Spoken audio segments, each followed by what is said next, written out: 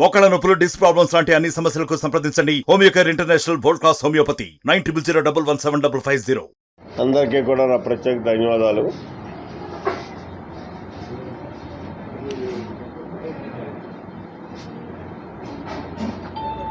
ఇక్కడ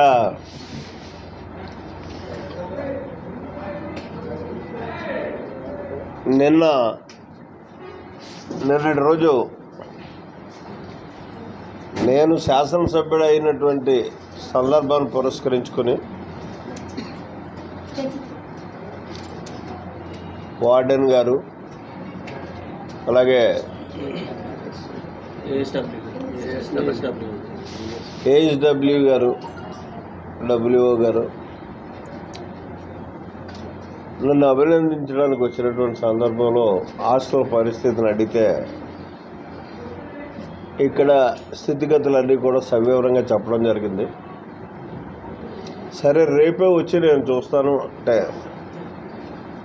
ఓ బాధ్యత గల అధికారిగా ఆదివారం అయినా సరే ఇవాళ మళ్ళీ ఆ అమ్మాయి వచ్చి ఇవన్నిటినీ కూడా పరిశీలించడానికి అవకాశం కలిగినటువంటి ఇది సుమారు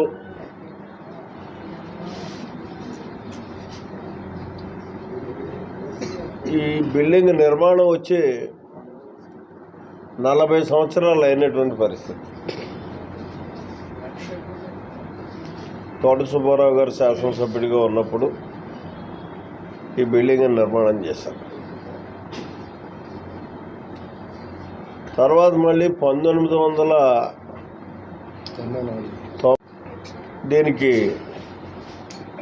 97లో రిపేర్లు చేయడం జరిగింది. పైన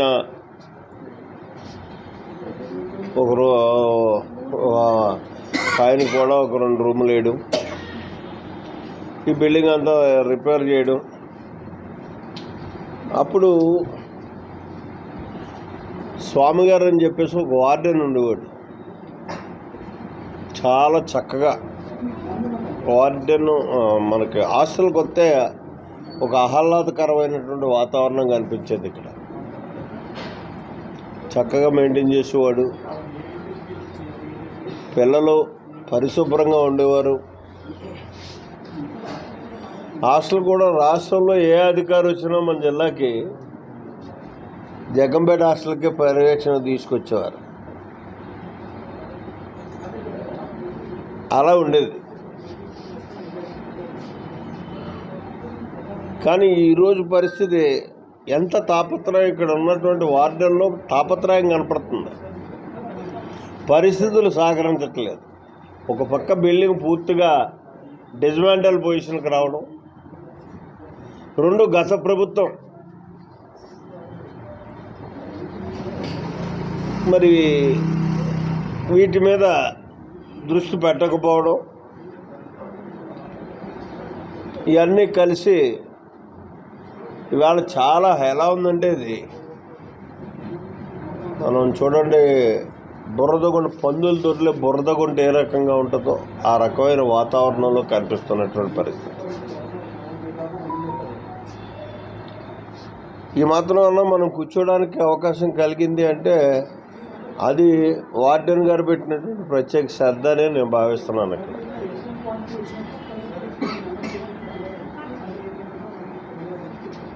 ఆ పక్కన బీసీ హాస్టల్ టోటల్గా కొలాప్స్ అయిపోయింది. బీసీ హాస్టల్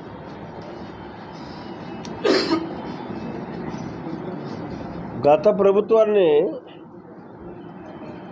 మనం ఇంకా ఎంత నిందించుకున్నా ఒకటే. ఎందుకంటే ప్రజలు చూపెట్టేశారు. ఈ విధానాలకు అన్నిటికీ కూడా ప్రజలు ఎంత వ్యతిరేకత చూపెట్టాలో అంతా చూపెట్టారు. కానీ నాకు కలిగే ఇబ్బంది ఏంటంటే, ఆయన ఇవాళకి కూడా జగన్మోహన్ రెడ్డి గారు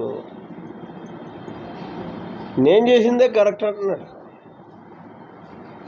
అందుకోసం ప్రస్తావించే తప్పటం లేదు. మీరు పెద్ద గొప్పగా చెప్పుకునేటటువంటి సంక్షేమం మీ ప్రభుత్వం చేసిందని మాది ఇవాళకి సంక్షేమ పార్టీ అని చెప్పుకునే మీకు ఇదే ప్రశ్న, ఈ హాస్టలే ఒక ప్రశ్న. ఇది సంక్షేమం కాదా? పరిశుభ్రమైనటువంటి వాతావరణంలో హాస్టల్ మెయింటైన్ చేయాల్సినటువంటి పరిస్థితి, ప్రజలు అంతా పేద ప్రజలే కదా ఇక్కడ ఉంటారు, వెనకబడిన వర్గాల వారు, దళితులు ఇక్కడ ఉండేటటువంటి పరిస్థితి. ఏదో గొప్పగా నాడు నేడు అని చెప్పి విప్లవాత్మకమైనటువంటి మార్పులు తెచ్చేసానని చెప్పి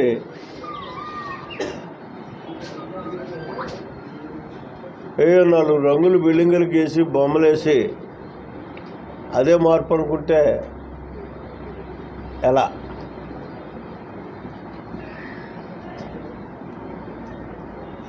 నలభై సంవత్సరాలే నిర్మాణం చేసినటువంటి బిల్డింగు కొలాప్స్ స్టేజ్లో ఉంటే ముందు ఇమీడియట్గా దీన్ని కొలాప్స్ చేయాల్సినటువంటి అవసరం. ఎందుకంటే 160 మంది పిల్లలు ఉన్నారు ఇక్కడ. అందులో ఇప్పుడు వర్షాకాలం, ఈ సంవత్సరం వాతావరణ పరిస్థితులు చూస్తే తీవ్ర వర్షాలు కురుస్తాయని చెప్తున్నారు. ఇటువంటి పరిస్థితుల్లో మరి ఇంకా ఈ బిల్డింగ్ కానీ ఎన్నో విచ్ఛిన్నం అయిందనుకోండి, 160 మంది పిల్లలు ప్రమాదంలో పడే పరిస్థితి ఉంది.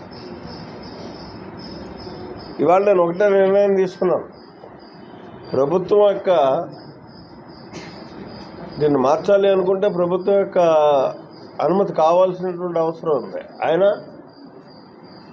పిల్లల యొక్క ప్రాణాలు పరిరక్షించేటటువంటి ఆవశ్యకత ఉందనేటటువంటి నిర్ణయంతో ఈ బిల్డింగ్ని ఇమ్మీడియట్గా బిల్డింగ్లో ఉన్నటువంటి వీళ్ళందరినీ కూడా మార్పు చేయటం,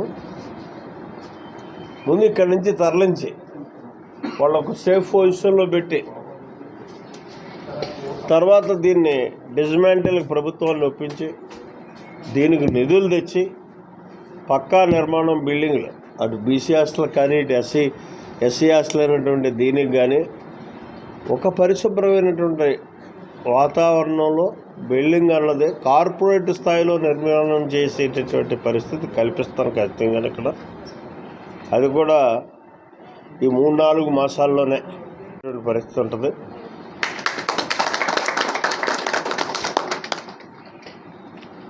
అంటే నేను చెప్పొచ్చేది ఏంటంటే, సంక్షేమం అంటే ఒక మనిషిని తృప్తిపరచడం కాదు, సమాజాన్ని తృప్తిపరచాలి. సమాజాన్ని తృప్తిపరచాలనుకున్నప్పుడు విజ్ఞానాన్ని పెంపొందించాలి. ఆ విజ్ఞానాన్ని పెంపొందించాలనుకుంటే వనరులు సమకూర్చాలి. అయ్యే ఇవి ఈ హాస్టల్స్ పరిశుభ్రంగా ఉండి వాళ్ళు మంచి స్థితిలో అక్కడ నిద్రపోవడానికి కానీ చదువుకోవడానికి కానీ అన్ని అవకాశాలు కూడా మనం కల్పించగలిగినప్పుడు అది నిజమైనటువంటి సంక్షేమం అవుతుంది. వాడు ఒక ఉన్నతమైనటువంటి విద్యను అభ్యసించి రేపు సమాజానికి ఉపయోగపడేటటువంటి పరిస్థితికి వస్తాడు. అంతేగాని రంగులేసి బొమ్మలు చూపెట్టి మభ్యపరిస్తే అది సంక్షేమం కాదు, విప్లవాత్మకమైనటువంటి మార్పు విద్యా విధానంలో రాదు. కాబట్టి నేను ఇంటికి పంపారు, మమ్మల్ని ఎక్కడ కూర్చోబెట్టారు. అయితే బాధ్యత కలిగినటువంటి ప్రజాప్రతినిధిగా మాత్రం ఇవాళ కనీసం నెల కూడా పూర్తి కాకుండానే ఈ కార్యక్రమాలని చూడండి. ఇది ఒక్క జగంపేటతోటి ఆగదు. మనకున్నటువంటి నియోజకవర్గంలో ఉన్నటువంటి అన్ని హాస్టల్ని కూడా పరిశీలిస్తాను, దానికి కావాల్సినటువంటి వనరులు సమకూరుస్తాను, వాటి పరిస్థితిని బట్టి అవసరాన్ని బట్టి అక్కడ కార్యక్రమాలు తీసుకోవడం జరుగుతుంది. మరిన్ని వీడియోస్ కోసం ఛానల్ ని సబ్స్క్రైబ్ చేయండి, లేటెస్ట్ అప్డేట్స్ కోసం వాట్సాప్ ఛానల్ ని ఫాలో చేయండి అండ్ లింక్ డిస్క్రిప్షన్ లో ఉంది.